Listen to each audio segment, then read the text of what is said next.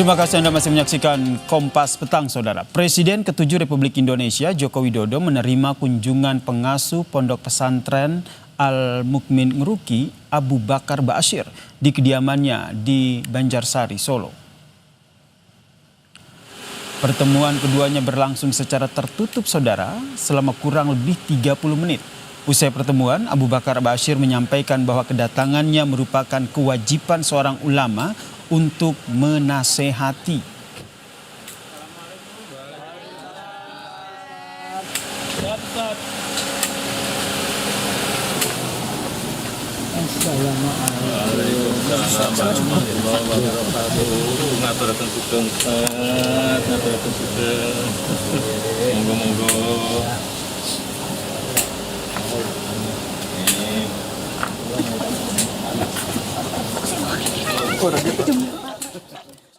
Hanya nasihat itu kewajiban seorang ulama, menasehati rakyat, menasehati orang kafir, menasehati pemimpin. Mau tidak mau itu Allah yang menentukan, bukan saya. Ya, gitu ya. Itu saja, tidak ada tujuan lain. Ya. Presiden ke-7 Republik Indonesia Joko Widodo mengatakan mengaku kaget dengan kedatangan Abu Bakar Ba'asyir. Jokowi mengatakan banyak diberi nasihat untuk mengabdi pada negara dan agama.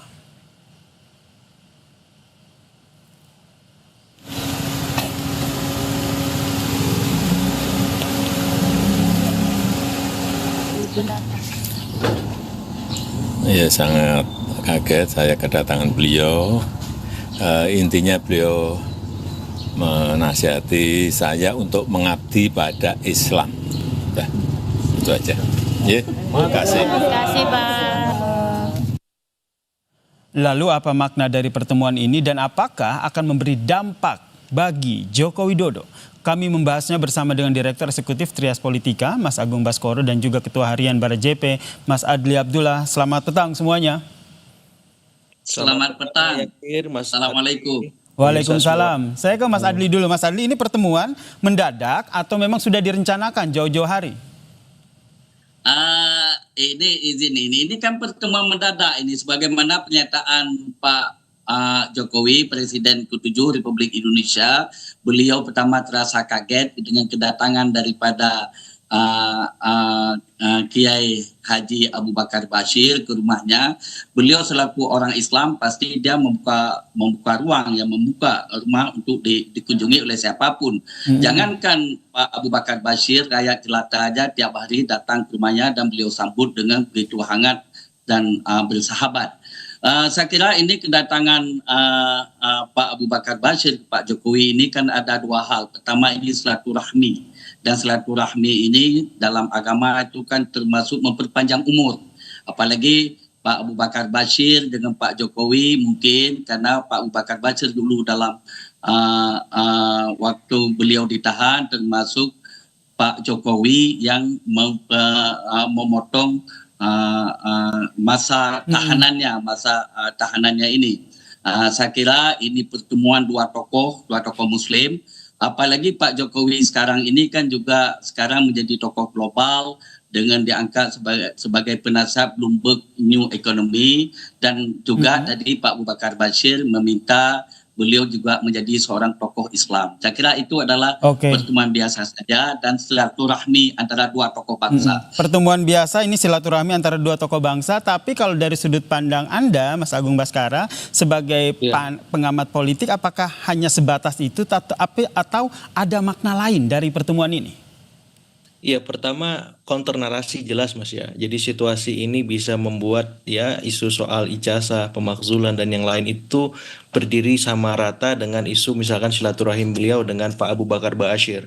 Yang kedua, memang menegaskan bahwa Pak Jokowi ini ingin merangkul semua kalangan, bahkan Islam yang sangat konservatif sekalipun diberi ruang di kediaman beliau, dan ini tidak mudah ya, memposisikan diri sebagai istilahnya tokoh nasionalis yang kemudian berinteraksi dengan Islam konservatif yang kita tahu Pak Abu Bakar Ba'asyir mendukung penerapan Islam ya, hukum Islam semacam itu. Jadi saya melihat ini sebuah arena situasi yang positif bagi Pak Jokowi untuk membuat dia magnet figurnya semakin atraktif untuk memperkuat Jokowi efek itu, karena di 2029 itu dibutuhkan oleh PSI, oleh Mas Gibran, oleh keluarga Solo secara keseluruhan seperti itu. Oke, Bang Abdi juga melihat hal yang sama? Saya ini kalau saya lihat ini silaturahmi biasa saja, ya kan, silaturahmi biasa saja antara dua tokoh bangsa. Apalagi Pak Jokowi ini dia dianggap tokoh Muslim moderat. Saya setuju dengan Mas Agung ini yang mengatakan bahwa Pak Jokowi sebagai tokoh Islam moderat, datang Pak Abu Bakar Bashir yang orang dianggap tokoh Islam konservatif. Jadi Pak Jokowi itu bisa bersahabat dengan siapa saja karena sifat Pak Jokowi yang merakyat. Oke. Apalagi ini kedatangan daripada Pak Abu Bakar Bashir kan mengatakan sebagai agama itu kan saling menasihati ini, dan ini bagian daripada silaturahmi antara dua tokoh bangsa yang saya lihat penting untuk terjadinya kesejukan dalam bernegara di Republik Indonesia yang kita cintai ini. Baik, meskipun kalau sosok Joko Widodo sendiri ini terlepas dari tokoh politik juga di tanah air yang juga sedang diperbincangkan begitu Mas Adli. Jadi menurut Anda ini hanya sebatas ya silaturahmi biasa, obrolan biasa antara tokoh bangsa, tidak ada kaitannya dengan dinamika politik yang terjadi? Saya sekarang tidak ada. Ini kan kalau bagi kita media kan, bagi kita orang publik, batuk wajah Pak Jokowi itu kan bisa menjadi menarik untuk diliput. Ini apalagi kedatangan dua tokoh bangsa besar ini, yang satu ulama, satu adalah pemimpin Islam moderat, yaitu Pak Jokowi itu sendiri. Dan perlu diingat, Pak Jokowi ini kehidupannya orangnya sangat sederhana dan dia itu bisa menerima siapa saja. Kita pun datang ke sana tanpa perlu agenda khusus, bisa diterima oleh Pak Jokowi. Makanya Pak Jokowi tadi termasuk terkejut, kaget dia dengan kedatangan Pak Abu Bakar Bashir. Tapi karena dia yang humble, yang sederhana, dia senang saja kedatangan Pak Abu Bakar Bashir. Apalagi berdua ini sama-sama orang Solo, sama-sama menjadi rakyat biasa di Republik Indonesia sekarang ini. Pak Jokowi sekarang kan sudah menjadi rakyat biasa sekarang ini. Kalau Mas Agung Baskoro sendiri melihatnya ini keuntungan yang didapat dari Joko Widodo sendiri seperti apa dari pertemuan ini, baik dari sisi sebagai tokoh bangsa maupun dari sisi politiknya? Iya, suka atau tidak kan selama ini Pak Jokowi dikaitkan dengan problem etik Pilpres 2024, Mas Yasir.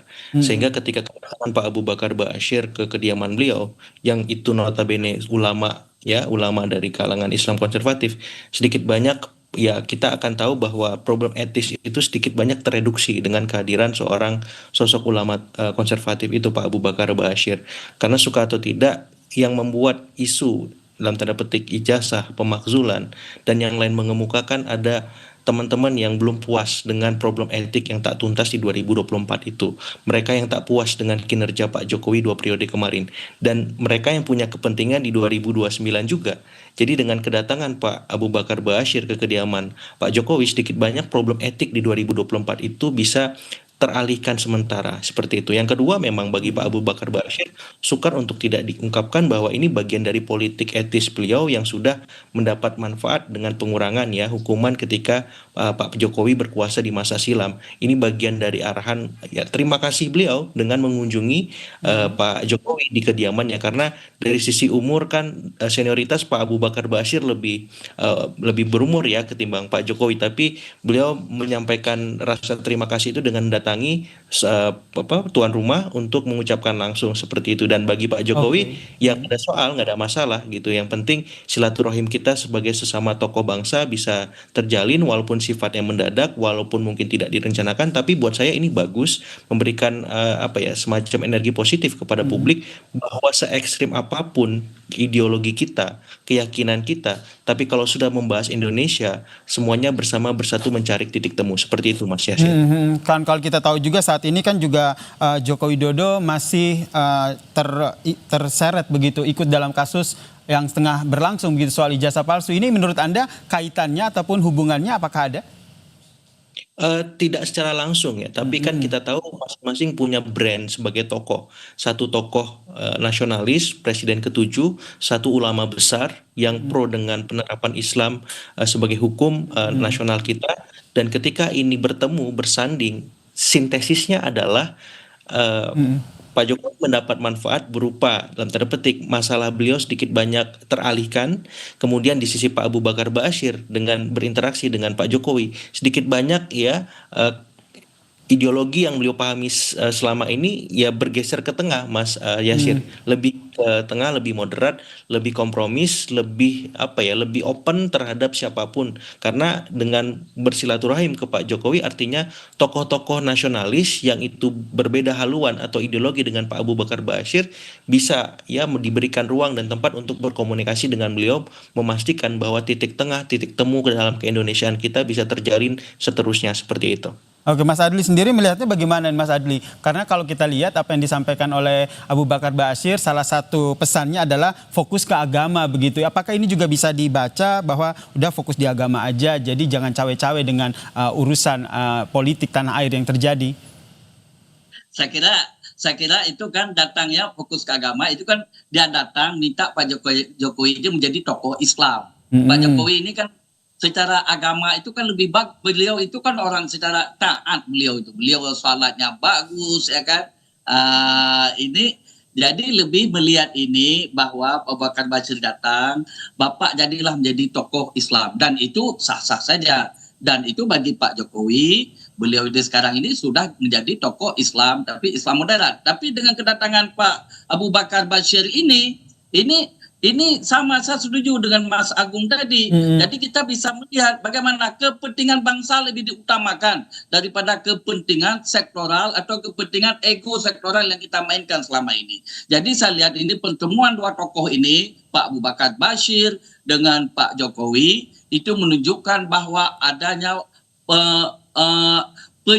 penyatuan, untuk ada yang penyatuan. Jadi kita selesailah dan berbicara hal remeh-temeh. Mari kita bersatu membangun bangsa ini di bawah kepemimpinan Pak Prabowo Gibran. Jadi ini kita kawal pemerintahan ini secara baik. Kita tinggalkan hal-hal yang menyebabkan ini terjadi disintegrasi bangsa. Ini adalah merupakan simbol untuk penyatuan bangsa dengan kedatangan Pak Abu Bakar Ba'asyir ke rumah Pak Jokowi. Apalagi Pak Abu Bakar Ba'asyir orang lebih tua datang ke rumah Pak Jokowi. Sebenarnya kan Pak Jokowi yang datang. Tapi ini saya kira ini pasti akan ada hubungan timbal balik.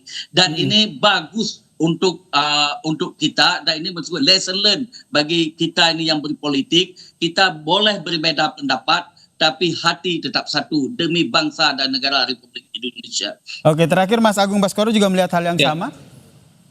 Iya, dalam politik kadang nggak ada yang tiba-tiba, Mas Yasir. Ataupun tidak disengaja. Kalau kita buka ruang itu supaya melihat bahwa Pak Jokowi ini aktor politik yang ulung, yang bisa menciptakan panggung-panggung politik kapanpun dan dimanapun, bahkan di kediaman rumahnya sendiri yang kita tahu sekarang selain sebagai ya tempat silaturahim politik bagi tokoh-tokoh nasional, wisata rakyat katanya di sana sudah terbentuk, tapi ini bisa menjadi epicentrum politik yang mempengaruhi dinamika politik kebangsaan kita ke depan. Jadi hati-hati dengan Pak Jokowi untuk semua, kira-kira pesannya begitu.